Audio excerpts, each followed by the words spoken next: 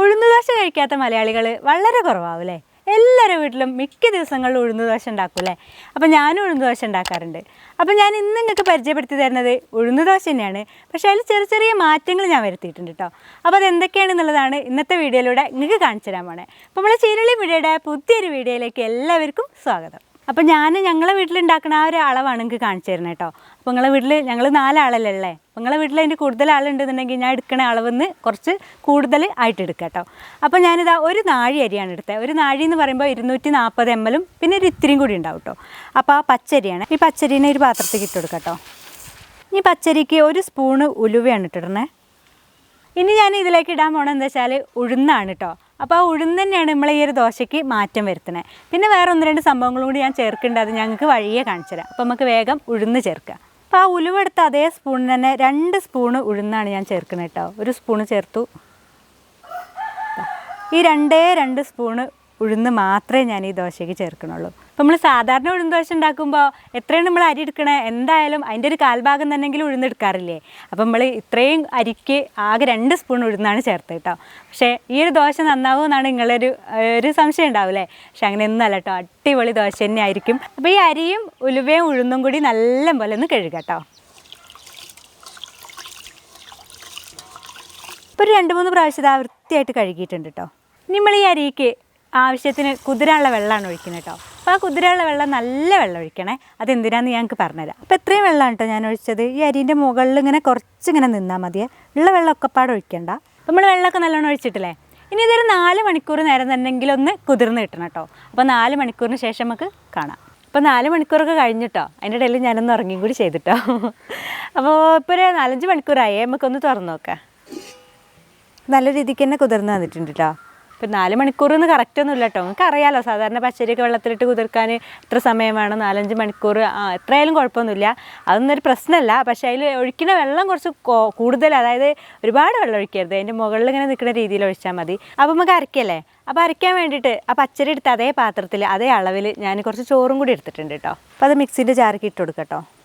ഇനി ഞാൻ ഒഴിക്കാൻ പോകണമെന്ന് എന്താ വെച്ചാൽ തേങ്ങ വെള്ളമാണ് കേട്ടോ. അത് 1 ഗ്ലാസ് നിറച്ചും തേങ്ങ വെള്ളം ഞാൻ എടുത്തിട്ടുണ്ട്. ഇനിയിപ്പോൾ നിങ്ങൾക്ക് 1 ഗ്ലാസ് മുഴുവനായിട്ട് കിട്ടിയില്ല എന്നുണ്ടെങ്കിൽ കുറച്ചേ കിട്ടണുള്ളൂ എന്നുണ്ടെങ്കിൽ അത് നിങ്ങൾ ഒഴിച്ചാൽ മതി. കാരണം തേങ്ങ വെള്ളം എത്രത്തോളം കൂട്ടണോ അത്രത്തോളം നന്നാവും നമ്മളെ ഈ ദോശ കേട്ടോ. അപ്പോൾ നിങ്ങൾ ഒരിക്കലും തേങ്ങ വെള്ളം സ്കിപ്പ് ചെയ്യരുത്. അപ്പോൾ നിങ്ങൾക്ക് 2-3 ദിവസം മുന്നേയൊക്കെ പൊട്ടിച്ചേക്കുന്ന തേങ്ങ വെള്ളമൊക്കെ എടുത്തേച്ച് സ്റ്റോർ ചെയ്ത് വെച്ചാൽ മതി. ഇനി ഈ അരിയും ഉഴുന്നൊക്കെ അല്ലേ നമ്മൾ കുതിർത്തി വെച്ചേ, അതും കുറച്ചിട്ട് കൊടുക്കുക. ഇനി ഈ വെള്ളം തന്നെ വേണം നമ്മളിതിൽ ഒഴിച്ചു കൊടുക്കാൻ.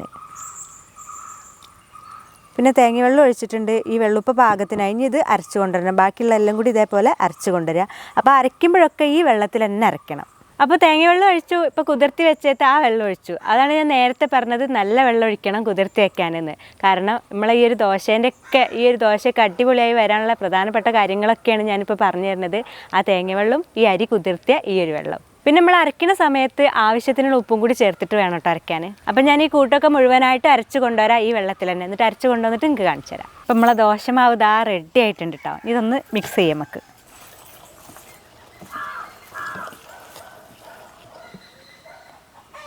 അപ്പോൾ ഞാൻ അരിയിലൊഴിച്ച ആ ഒരു വെള്ളവും ആ തേങ്ങ വെള്ളവും ഈ ഒരു മാവ് അരയ്ക്കാൻ പാകത്തിനായിരുന്നു കേട്ടോ. വേസ്റ്റ് ആയിട്ടുണ്ടായിരുന്നില്ല. അപ്പോൾ ഞാൻ വീണ്ടും പറയുകയാണ്, ആ വെള്ളം ഒഴിക്കുമ്പോൾ നിങ്ങൾ കറക്റ്റ് വെള്ളം ഒഴിക്കണം. ഇനിയിപ്പോൾ കുറച്ച് കൂടി പോയി വെച്ചിട്ട് കുഴപ്പമില്ല, വെള്ളം എല്ലതും കൂടി കൂടിയിട്ട് അരക്കരുത്, വെള്ളം ഒഴിവാക്കി കളഞ്ഞാൽ മതി. അപ്പോൾ അരയ്ക്കുമ്പോൾ ഈ ഒരു പാകത്തിന് കിട്ടണം. ഇതാ നമ്മൾ സാധാരണ ദോശയ്ക്ക് അരയ്ക്കുന്ന ആ ഒരു പാകം തന്നെ. ഇനിയിപ്പോൾ ഇത് സാധാരണ ചുട്ടെടുക്കണ പോലെ തന്നെ ചുട്ടെടുക്കണം. പക്ഷേ നിങ്ങൾക്ക് അറിയാമല്ലോ, സാധാരണ എല്ലാവർക്കും അറിയാമല്ലോ, നമ്മൾ വൈകുന്നേരമൊക്കെയാണ് ദോശമാവിന് അരച്ച് വയ്ക്കുക, പിറ്റേന്ന് രാവിലെയൊക്കെയല്ലേ ഉണ്ടാക്കുക. അതുപോലെ തന്നെ ഞാനിപ്പോൾ ഒരു വൈകുന്നേരം ഒരു 6:15 ആയിട്ടുണ്ട്. ഞാൻ നാളെ ഇത് ചുട്ടെടുക്കും. അപ്പോൾ നമുക്ക് നാളെ കാണാം കേട്ടോ. അപ്പോൾ ഇന്നലെ അരച്ച് വെച്ച ഈ ദോശമാവ് ഇന്നേക്ക് എങ്ങനെയായി നോക്കണ്ടേ? നമുക്ക് എന്നാ നോക്കി വയ്ക്കാമല്ലോ. നല്ലോണം പൊന്തി വന്നിട്ടുണ്ട് അല്ലേ? നമുക്ക് കയ്യിലെടുത്തൊന്ന് ഇളക്കി വെക്കണ്ടേ? അതാ കണ്ടില്ലേ, നല്ല സൂപ്പറായിട്ട് പൊങ്ങി വന്നിട്ടുണ്ട്.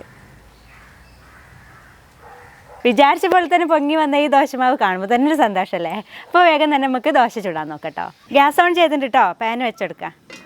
അപ്പോൾ ഈ ചൂടായ പാനിലേക്ക് ഇതാ കുറച്ച് ദോശമാവ് ഇങ്ങനെ എടുത്ത്, ഇനിയിപ്പോൾ എല്ലാവർക്കും അറിയാമല്ലോ, ആ രീതിക്ക് ഇങ്ങനെ ചുട്ടെടുക്കാം നമുക്ക്.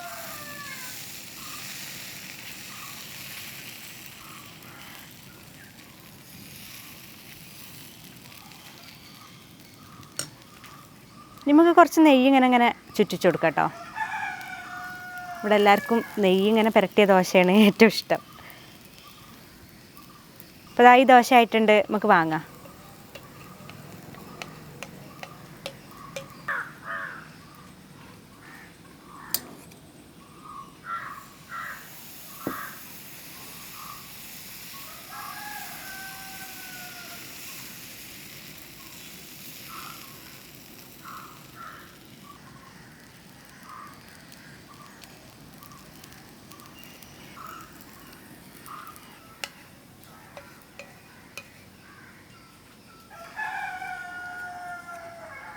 അപ്പോൾ ഒരുപാട് ദോശ നമുക്ക് ചുടാണ്ട് കേട്ടോ. അപ്പോൾ ഞാൻ 2-3 ചുട്ടിട്ടുണ്ട് എനിക്ക് കാണിച്ചു തരാൻ വേണ്ടിയിട്ട്. അപ്പോൾ അതാ സൂപ്പർ ദോശ തന്നെയാണേ, കണ്ടില്ലേ? നല്ല സോഫ്റ്റ് ദോശ അല്ലേ? അപ്പോൾ ഈ ദോശ എത്രത്തോളം സോഫ്റ്റാണ് കണ്ടില്ലേ? ഇതിൻ്റെ ബാക്കൊക്കെ കണ്ടില്ലേ? ഇവിടെ എല്ലാവർക്കും നല്ല ഇങ്ങനെ എന്താ പറയുക, ഈ കറുമുറെന്നൊക്കെ പറയില്ലേ, അതായത് ഇങ്ങനെ സൗണ്ട് ഉണ്ടാവുന്ന ദോശയാണ് ഏറ്റവും ഇഷ്ടം. ഇത്രയും സോഫ്റ്റ് ആകുമ്പോൾ നല്ല രസമാണ് കഴിക്കാൻ. കണ്ടില്ലേ? സൗണ്ട് കിട്ടില്ലേ? നമ്മൾ കടയിൽ നിന്നൊക്കെ വാങ്ങുന്ന നെയ് റോസ്റ്റിൻ്റെ അത്രയ്ക്കൊന്നും എത്തിയില്ലെങ്കിലും ഏകദേശം നമുക്ക് കുട്ടികളെ പറ്റിക്കാൻ ഇടയ്ക്കൊക്കെ ഒരു നെയ് റോസ്റ്റ് ഇതേപോലെ ഉണ്ടാക്കി കൊടുക്കട്ടോ. നെയ്യൊക്കെ ഇങ്ങനെ ആക്കിയിട്ട്. പിന്നെ ഇതിൻ്റെ കൂടെ കറികളൊന്നും ഇല്ലെങ്കിലും നമുക്ക് കഴിക്കട്ടോ. അത്രയും ടേസ്റ്റ് ആയിട്ടുള്ള ദോശ തന്നെയാണ്. ഞാനിന്ന് സാമ്പാറാണ് ഉണ്ടാക്കിയത്. അപ്പം ചിന്നു പാട്ട് ക്ലാസ്സിന് പോകാൻ വേണ്ടിയിട്ട് ഒരുങ്ങി നിൽക്കുകയാണ്. അപ്പോൾ ഇത്രയും ദോശ ചുട്ട് കാണിച്ച് തരുമ്പോഴേക്ക് ഒരുപാട് സമയമാവും. ഇപ്പം ദോശ ചുടാൻ നിങ്ങൾക്ക് എല്ലാവർക്കും അറിയാമല്ലോ. അപ്പോൾ ഞാൻ ആകെ 3 ദോശയാണ് ഇപ്പോൾ ഉണ്ടാക്കിയത്. ബാക്കി ദോശകളൊക്കെ ഞാൻ ചുടട്ടെ, ഞങ്ങൾ കഴിക്കട്ടെ കേട്ടോ.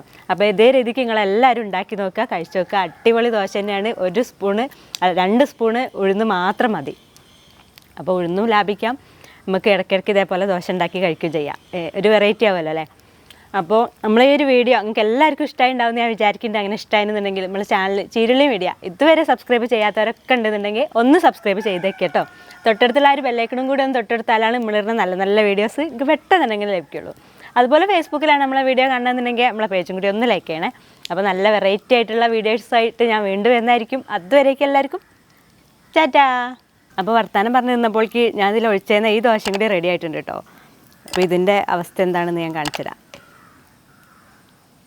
ഇങ്ങനത്തെ ദോശയാണ് ഇവിടെ എല്ലാവർക്കും ഏറ്റവും ഇഷ്ടം. ഇതിനായിട്ടത് കഴിക്കാനായിട്ട് വരുന്നുണ്ട്, കാരണം ഇങ്ങനത്തെ ദോശ നല്ല ഇഷ്ടമാണ്. എന്താണെന്ന് പറയാത്ത പാട്ട് ക്ലാസ്സിന് പോകാൻ വേണ്ടിയിട്ട് ഒരുങ്ങി നിൽക്കണേ.